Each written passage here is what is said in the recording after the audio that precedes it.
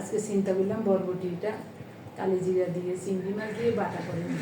সেদিন একজন বলেছিলেন কালিজিরা ভর্তা বলছেন অথচ কালিজিরা কই। তাই আজ বরবটি এবং চিংড়ি মাছের সাথে বেশি করে কালিজিরা দিয়ে বাটা করব। সাথে থাকবে চমৎকার স্বাদে ইলিশ মাছ রান্না। কিভাবে রান্নাগুলি করলাম একটু পরেই আপনাদের সাথে সব শেয়ার করব। নমস্কার, আমি স্বপ্না। দেশ এবং দেশের বাইরে যে যেখান থেকে ভিডিওটি দেখছেন আপনাদের সবাইকে অনেক অনেক শুভেচ্ছা। স্বপ্নাস ব্লগে সবার আমন্ত্রণ। প্রতিদিনের মতো নতুন একটি পর্ব সাজানোর প্রয়াস করছি আমাদের ঘরোয়া রান্নাবান্না, খাওয়া দাওয়া এইসব বাস্তব চিত্রগুলি নিয়ে। আশা করছি আপনাদের সবার ভালো লাগবে।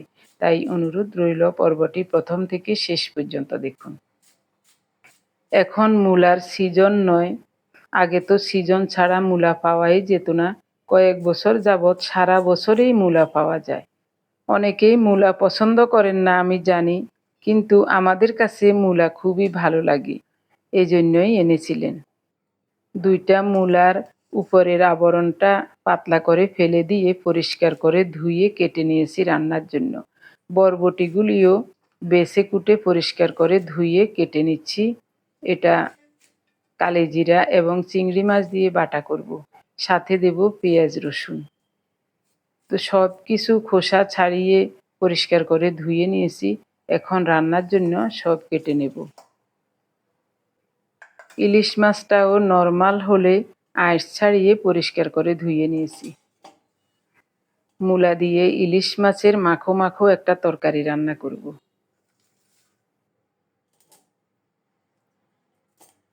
আপনি যদি আমাদের চ্যানেলে নতুন হয়ে থাকেন, সম্পূর্ণ পর্বটি দেখার পর যদি একটু ভালো লাগে, আমার অনুরোধ রইল চ্যানেলটি সাবস্ক্রাইব করে পেজটি ফলো করে আপনার মূল্যবান মন্তব্যটি লিখে জানাবেন।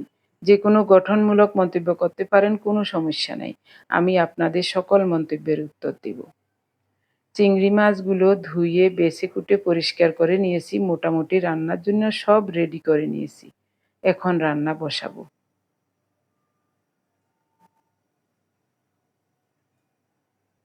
প্রথমে চিংড়ি মাছগুলো ভেজে নেব, লবণ হলুদ মাখিয়ে একেবারে লাল লাল এবং মচমচে করে ভেজে নেব।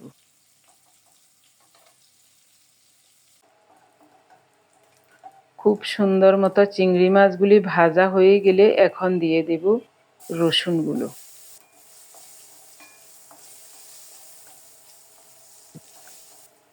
বেছে বেছে কষি দেখে কয়েকটা কাঁচামরিচ পরিষ্কার করে ধুয়ে দিয়ে দিলাম। মরিচগুলো কষি, ঝাল তেমন হবে না, এই জন্যই বেশি করে দিয়েছি।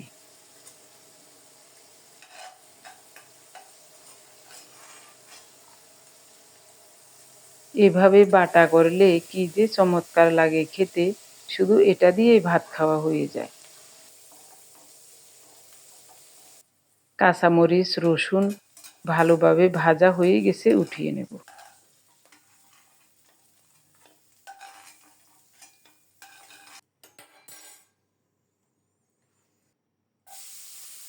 বরবটি দিয়ে দিলাম, স্বাদ মতো লবণ দেব। এবার নেড়ে চেড়ে ঢেকে ঢেকে খুব সুন্দর মতো বরবটিগুলো ভেজে নেব। এদিকে ইলিশ মাছের পিসগুলো পরিষ্কার করে ধুয়ে লবণ হলুদ এবং গুঁড়ো মরিচ দিয়ে রেডি করে নিলাম। বরবটিগুলি ভাজা হয়ে গেছে, উঠিয়ে নেব।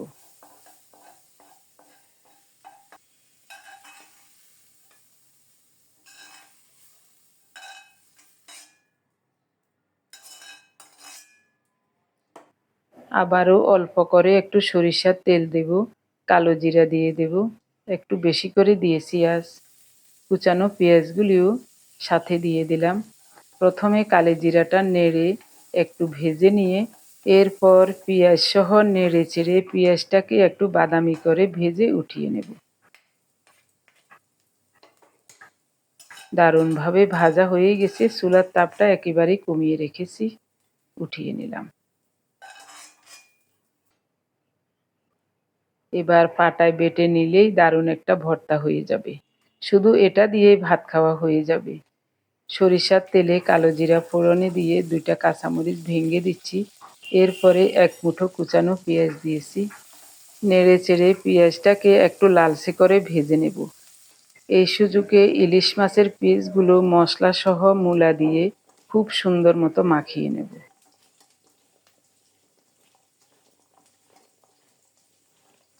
দারুণভাবে মাখানো হয়ে গেছে। এখন প্রথমে মাছগুলো দেব, তারপরে সবজিটা উপর দিয়ে ছড়িয়ে দেব।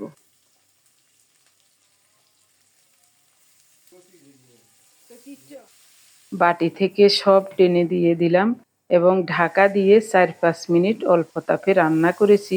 এখন উল্টিয়ে দেব। মাছের পিসগুলো কি সুন্দর লালচে হয়ে ভাজা হয়ে গেছে এবং সাথে সাথে মূলাগুলিও কিছুটা ভাজা হয়ে যাবে ও পিঠটাও এরকম লালচে হয়ে ভাজা হোক।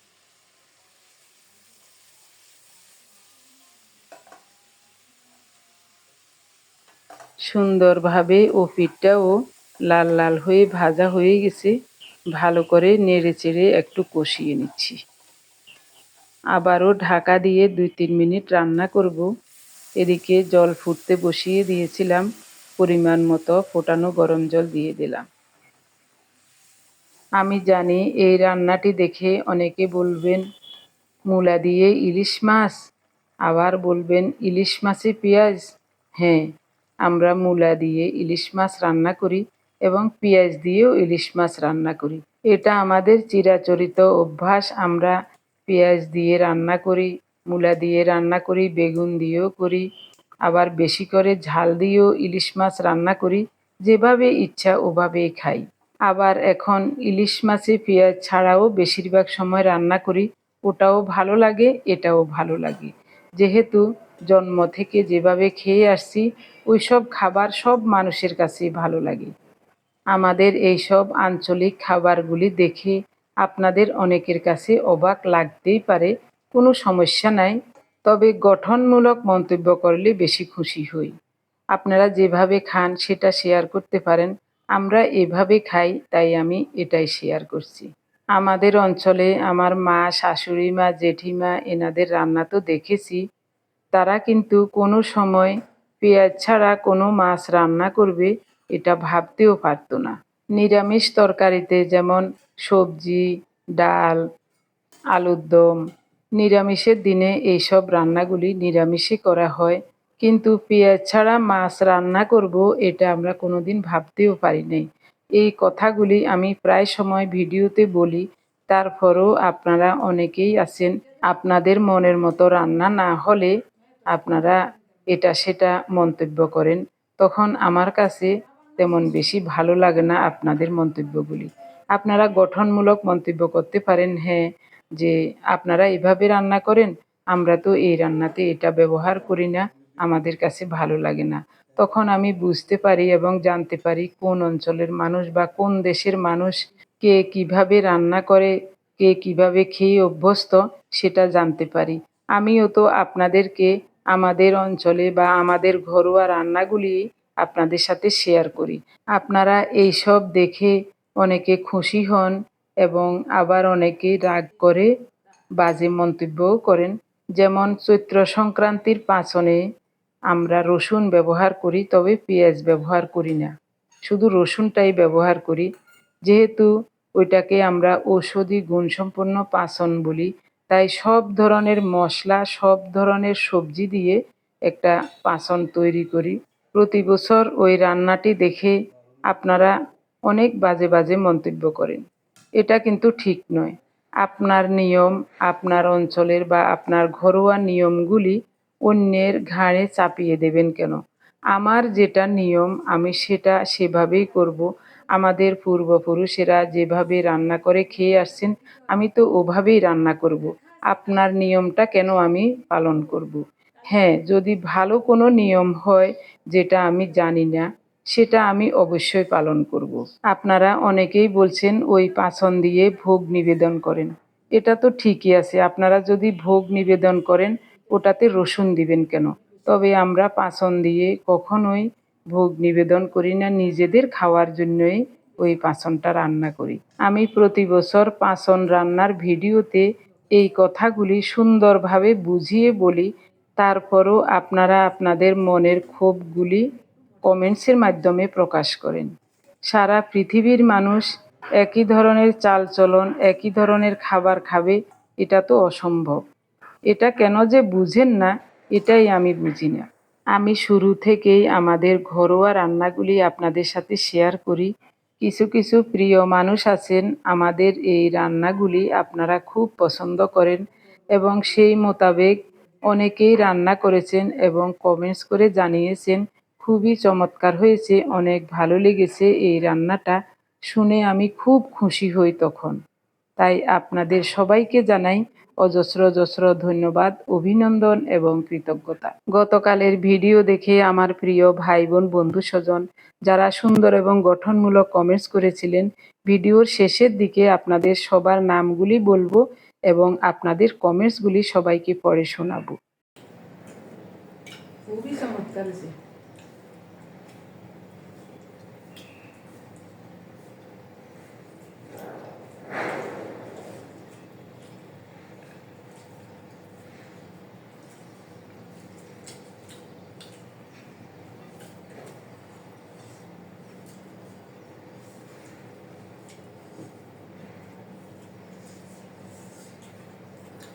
কালি জিরা তো স্বাস্থ্যের জন্য খুবই উপকারী একটা মশলা। এটা মশলা জাতীয় খাবার।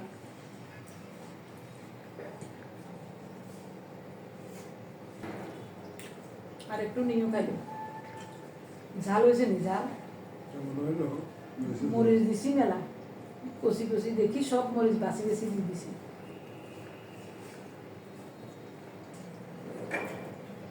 হ্যাঁ, কালি জিরা বেশি করে দেওয়াতে আজকের ভর্তার স্বাদ অন্যরকম লাগে। কেন ওই দিন একরকম লাগছে, সেটাও চমৎকার হয়েছে, আজকেরটা আরো ফাইন লাগে।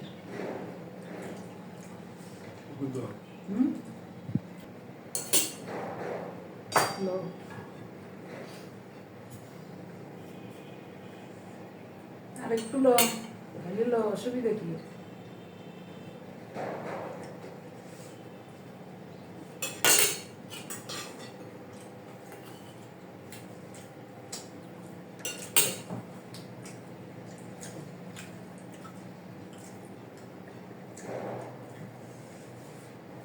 কি স্বাদ! এই স্বাদের কোনো তুলনা নাই, অতুলনীয় স্বাদ। একটু লেবুর রস সাথে নিলাম।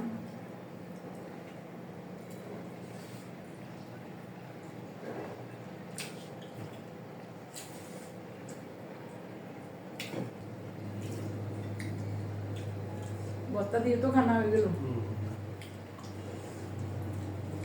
আগে এরকম লেবু খাইলে চোখে কসকস করতো, কিরকম অসহ্য অসহ্য লাগতো। এখন কিন্তু এরকম লাগে না কিছুদিন যাব। ওই যে বেকিং সোডা লেবুর রসের সাথে খাইয়ে গ্যাস্ট্রিকের তো মেলা উপকার। এই কারণে পেটে কোনো গ্যাস হয় না, এই কারণে লেবু এখন অবাধে খাইতে পারছি।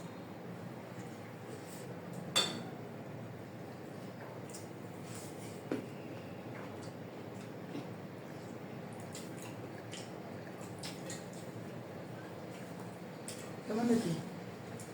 দারুণ হয়েছে, খারাপ লাগে না তো। খাইছে, পার্থ মূলা খায়। মূলা আমাদের কাছে ভালো লাগে।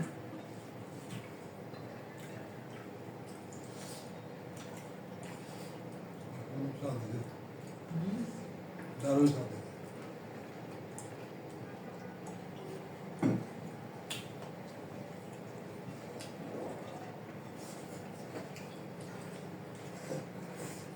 ভাত নিবানি?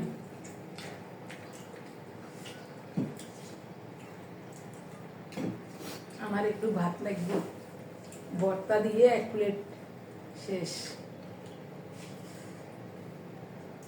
মাছের মাথা খাবেনি? মাথা না দাঁতেলা খাবাইতে দিবেন? এই কারণে না দিন খাইলে খাও না না না এই সামনের কিনে খাও দেখো তোমার বানিয়ে দিই দিও না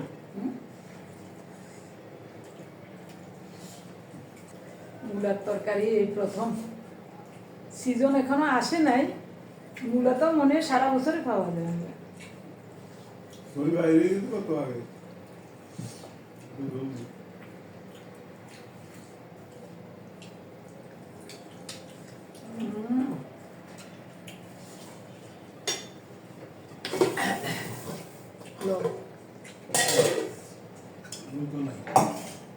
বেশি ঝোল রান্ধি না তো মূলা দিয়ে তো ঝোলে গিয়ে রাখি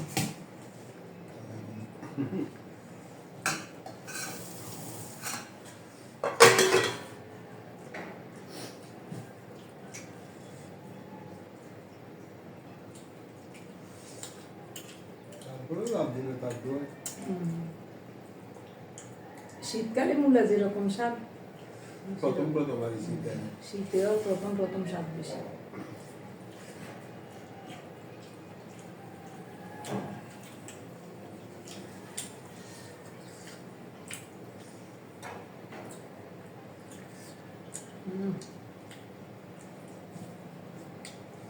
কি চমৎকার গো ঠাকুর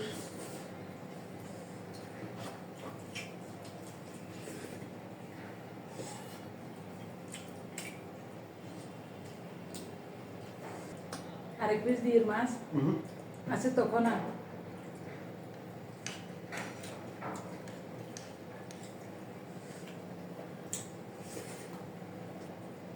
সেদিন মাছ আনছিল দেন দুইটা মাছ নরগা মুয়া দেখতে ওই পদ্মার ইলিশের মতো লাগে না এই দুইটার একটা আজকে রাঁধছি আসলে কিন্তু স্বাদও সেগুলোর মতো এরকম না পদ্মার গুণের মতো এরকম না এগুলো চিকেন ইলিশ দুটি রান্না খুবই চমৎকার হয়েছে, দারুণভাবে খাওয়া দাওয়া হলো। এখন থালা বাসনগুলো ধুয়ে নেব। এই সুযোগে আমার প্রিয় ভাই বোন বন্ধু স্বজন আপনাদের নামগুলি বলবো। গতকালের ভিডিও দেখে যারা সুন্দর এবং গঠনমূলক কমেন্টস করেছিলেন এবং কমেন্টসগুলি পড়ে সবাইকে শোনাবো।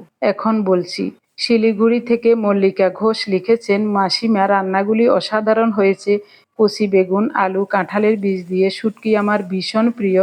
তবে আমরা শুধু লইট্টা শুটকি খাই। একটু ঝাল ঝাল শুটকির তরকারি হলেই এক থালা ভাত খাওয়া হয়ে যায়। কানাডা থেকে আসমা বেগম লিখেছেন, দিদিমণি ছুরি শুটকি ভেজে এভাবে অর্ধভেঙ্গে রান্না করতে দেখিনি, খুব ভালো লাগলো। ভালো থাকুন, সুস্থ থাকুন দিদিমণি। মলি দাস কানাডা থেকে লিখেছেন, এই প্রথম দেখলাম উচ্ছে এভাবে ভাজি করতে। আমরা আরও কাঁচা করে ভাজিটা করি। দারুণ হলো, তোমার রান্নাগুলো ভালো থেকো। রুহামা জামিল ঢাকা থেকে লিখেছেন, সালাম জানবেন দিদি, লোভনীয় সব রান্না। আমি উচ্ছে আলু ভাজা করলে বেশ কিছু দেশি রসুনের কোয়া দেই, ভীষণ ভালো লাগে।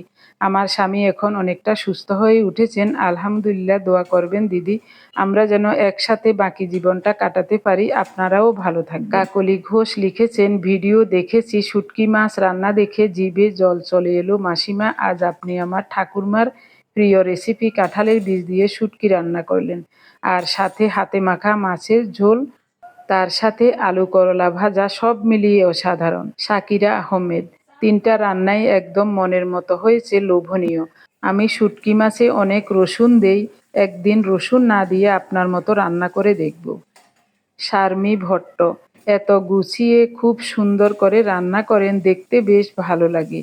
না জানি খেতে কত ভালো হবে। ভালো থাকবেন প্রার্থনা করি।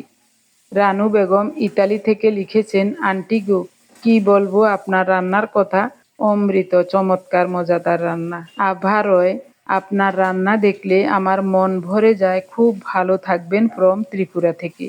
সুমিতা দে আসাম থেকে লিখেছেন, সব রান্নাগুলি ভালো হয়েছে। শুটকি মাছ, ইলিশ মাছের মাথা দিয়ে রান্না আমি এই প্রথম দেখলাম, ভালো লাগলো। টুকু পাল লিখেছেন, দিদিভাই অনেক দিন দেখা হয়নি, খুব ভালো লাগলো, শুভরাত্রি।